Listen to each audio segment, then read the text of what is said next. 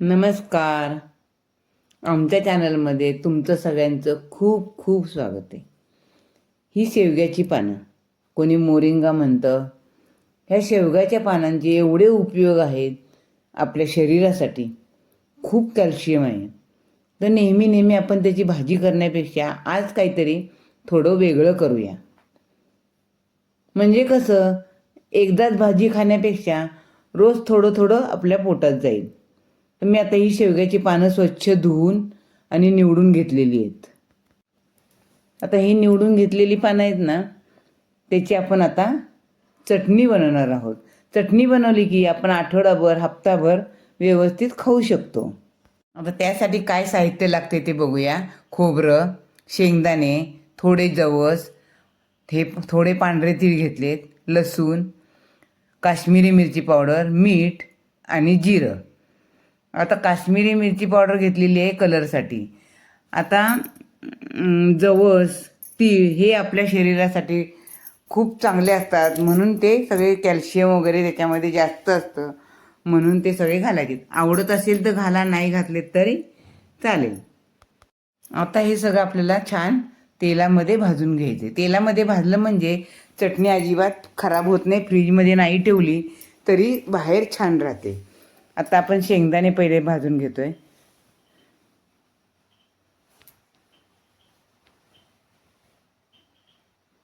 शेंगदाणे भाजून आपण जरासे झाले की मग आपण आता खोबरं भाजून घेऊया. शेंगदाणे काढून घ्यायचे आहेत आता.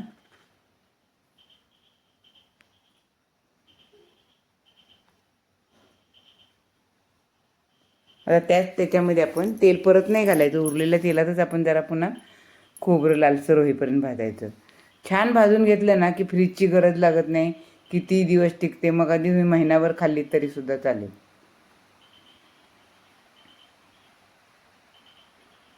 आता हे सगळं आपण काढून घेऊया.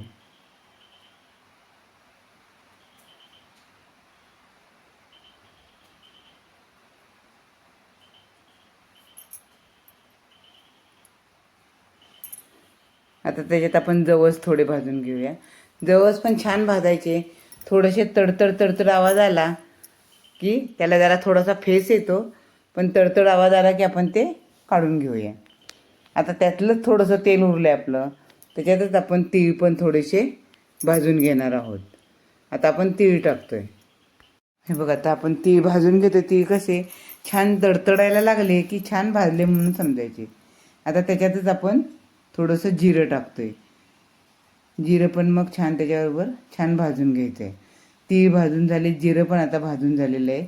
आपण आता ह्याच्यामध्येच थोडासा आपण जो लसूण घेतलेला आहे तो लसूण पण आपण ह्याच्यामध्ये भाजून घेणार आहोत. आता लसूण पण छान परतून घ्यायचं आहे आपल्याला त्याच्यामध्येच. लसूण परतला किंवा नाही परतला एवढं काही नाही आहे, पण थोडा भाजून घेतला की आणखीन छान टिकतो.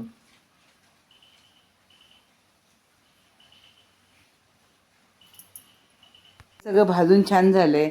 आपल्याला आता ह्याच पॅनमध्ये शेवग्याच्या पानांना पण आता भाजून घ्यायचं आहे. छान कुरकुरीत होईपर्यंत भाजायची आहेत. कुरकुरीत होईपर्यंत का भाजायची आहे, तर ती बाहेरसुद्धा म्हणजे फ्रीजशिवाय चटणी महिना 15 दिवस छान राहणार, म्हणून आपण आपल्याला कुरकुरीत भाजून घ्यायची. ते बघा कशी छान आता कुरकुरीत झाली. मी तुम्हाला हाताने दाखवते. हे बघा कशी कुरकुरीत झाली ते बघा.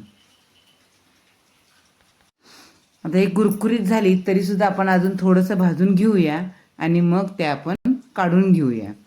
आता हे बघा छान झालेत भाजून. आता आपण ती काढून घेऊया त्यात ह्याच्यामध्ये मिक्सरच्या भांड्यामध्ये.